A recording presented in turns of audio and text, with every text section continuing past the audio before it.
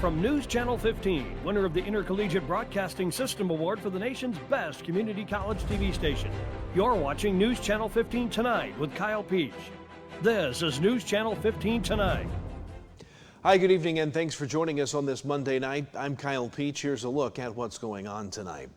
3 people were sentenced in Wayne County Circuit Court late last week. WFIW says 37-year-old Sarah Slover of Clay City pled guilty to burglary dating back to July of 2022 and was sentenced to 3 years in state prison.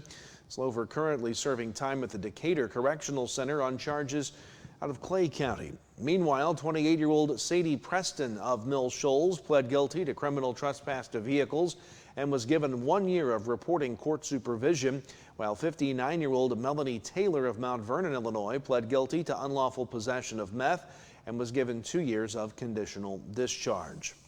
On Sunday, Carmi police were called to a home on 6th Street to the report of an altercation. 37-year-old Daniel Newman was engaged in an argument with his girlfriend, 30-year-old India Beatty, when he struck a 3-year-old child in the head with a door. WRUL reporting that Newman was subsequently arrested and charged with aggravated battery of a child. Body cam footage from the police and photos of the child's injury have been submitted as evidence in the case. There's no word on that child's condition. Meanwhile, 30-year-old Brighton J.D. Withrow of Sumner, formerly of Wayne County, has been arrested on a Wayne County warrant for 22 counts of possession of child pornography. WFIW says the arrest stems from a lengthy investigation by the Wayne County Sheriff's Office. Withrow was taken to the Wayne County Jail. 46-year-old Terry Hicksonball was arrested Saturday night by Wayne County deputies on a charge of violating an order of protection.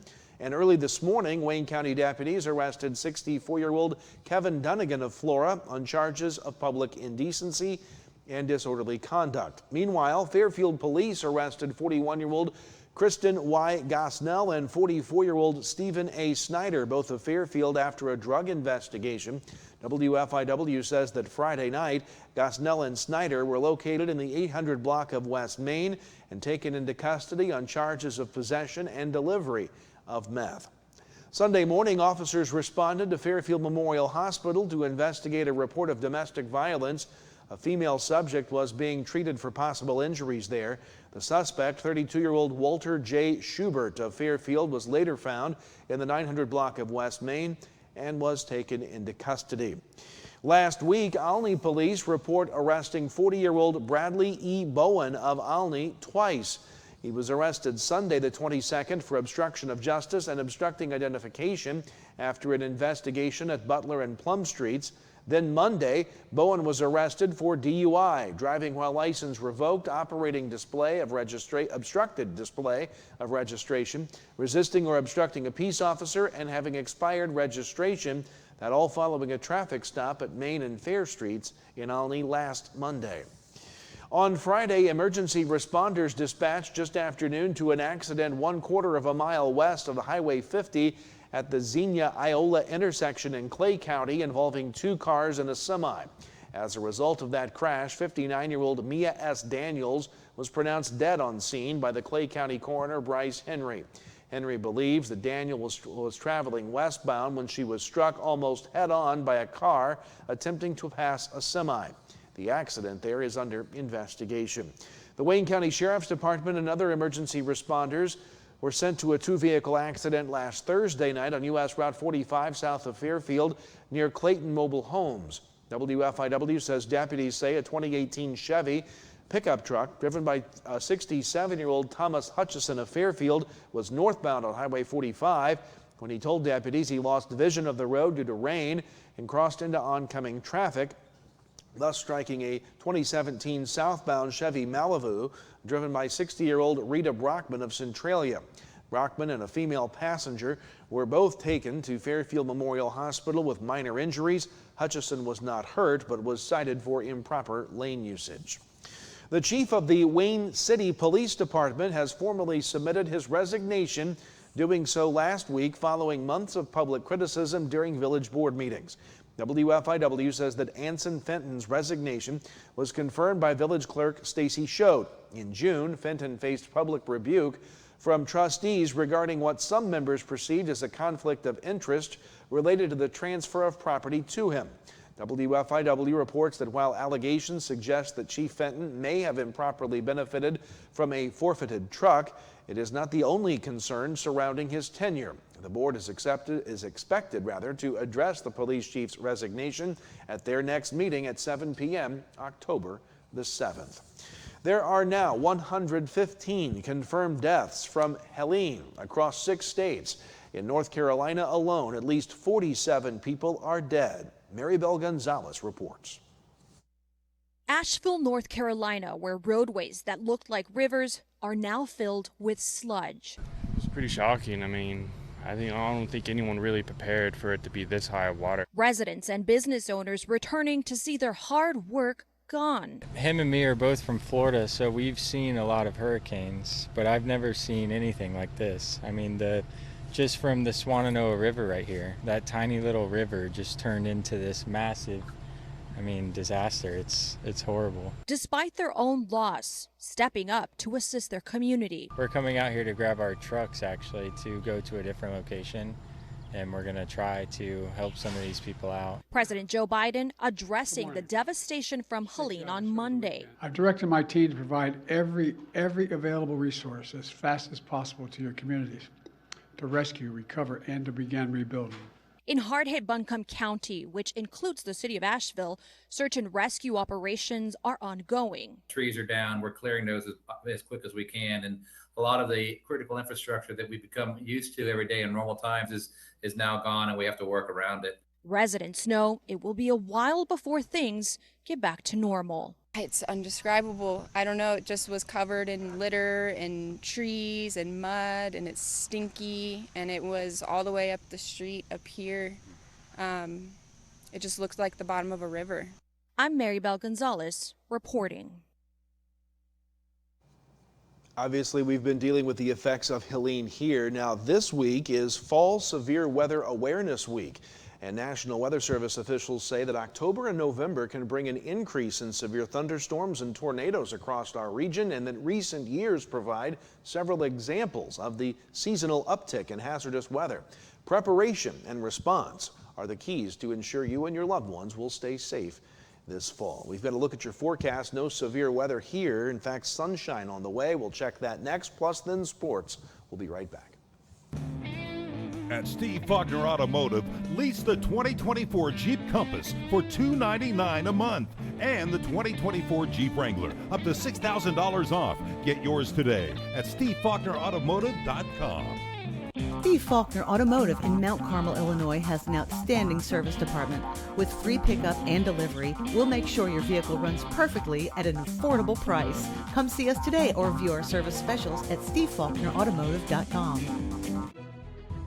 Have your weather radio, have a flashlight with batteries in it, make sure your cell phone's charged, know where you're going to go when bad weather hits. Go to the lowest interior room in your house and wait the storm out.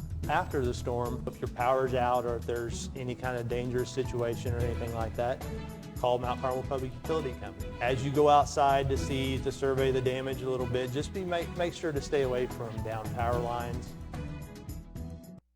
Hi, my name is Rylan Robb. I am from Albion, Illinois, and I am a radio TV major here at Wabash Valley College. From broadcasting all sorts of sports games to producing my own TV show and radio show, the hands-on experience is as much as you want to do with it. In terms of the program itself, I think it's really special. It's really like almost a little family in a way, and it's really been really nice being able to experience the things I have with people that genuinely appreciate it with me.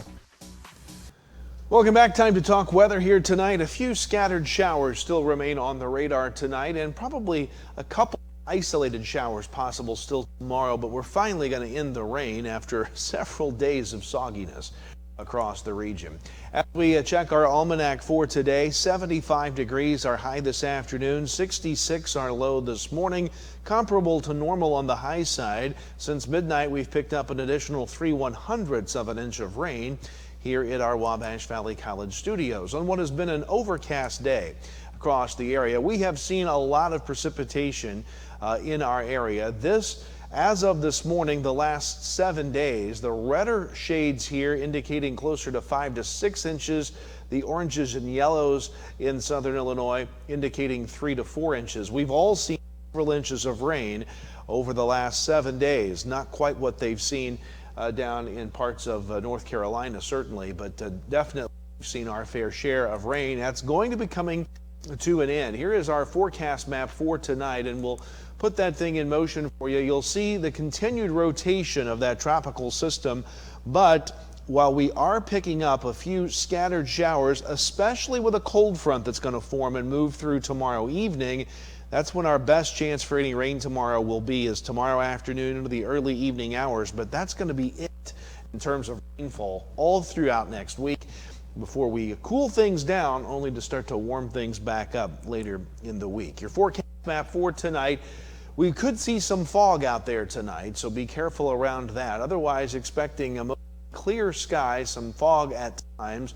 Overnight lows will be in the low 60s tonight. Then for tomorrow, again, I think our map may be a little bit more optimistic about not seeing rain, but sunshine throughout the day, mostly with that front later in the day. Could pick up a few clouds and a few showers scattered, but we're not expecting all that much. Plenty of sun, around 80 for the high. The cold front passes and the temperatures dip. Low 40s up around Effingham, upper 40s down around Carmi, calling for mid to upper 40s generally across the area Tuesday night. Not nearly as warm on Wednesday, but that's the first day of full sunshine. Highs will be right around 71 to 72 degrees on Wednesday. And again, it's going to be a pretty sunny rest of the week. Warmest day will be tomorrow when those clouds and isolated showers in the afternoon pick up. Otherwise, sun right through early next week. Highs in the low 70s Wednesday, near 80 toward the weekend. That's your forecast. Sports is next. Hello, I'm Andrea Lull from Robinson, Illinois. For my first appointment, I knew I chose the right orthopedic center. The day his surgery went like planned, registration went smooth, pre-surgery, and the nurse made me feel very comfortable. I'm currently 3 months out of surgery. I don't even feel like I had a total hip replacement, but I am having a much better quality of life with my new hip. WGH, we're going home. At the First National Bank, we're proud to be a part of this community, serving you with dedication and a smile. Our team is here to support you, offering financial solutions to meet your needs. Whether saving for your future, financing your dreams, or managing your everyday banking, we're here to help. Thank you for choosing the First National Bank. And as proud supporters of our local teams, we wish you the best of luck this season. The First National Bank, your local bank supporting our local athletes. Equal housing lender, member FDIC. Welcome back. Time to talk sports here tonight. We begin with recapping high school football. In the Black Diamond, the Fairfield-Carmi game is actually being played tonight because of the weather over the weekend. In other scores in the BDC, El Dorado beat Hamilton County 16-8. Johnston City over Flora 50-14. Back on Thursday, Cesar beat CZR. Edwards County had the weekend off. In the LIC on Saturday, Mount Carmel beat Paris 34-27. Robinson beat Marshall 15-12. KZ blanked Lawrenceville 33-0. Back on Thursday, Olney beat Newton 56-35. Also Saturday, Fisher beat Red Hill 21-12. High school soccer from Saturday, Charleston beat Olney 4-0. Newton beat Decatur St. Teresa 2-1. Girls tennis from Saturday, Paris beats Mount Carmel. That final was 9-0. College volleyball from Friday, Wabash Valley won over Brescia's JV squad 3-0. Saturday, Frontier lost to Northwest Mississippi 3-0 and to East Central College 3-1. In women's college soccer action from the weekend, Wabash Valley on the road falls at Illinois Central. The final there 7-0. That is going to do it for us tonight. We'll see you back here tomorrow for more news. Replays of Golden Aces football against Paris tonight at 7 and 11 right here on News Channel 15. We'll see you tomorrow. Have a great night.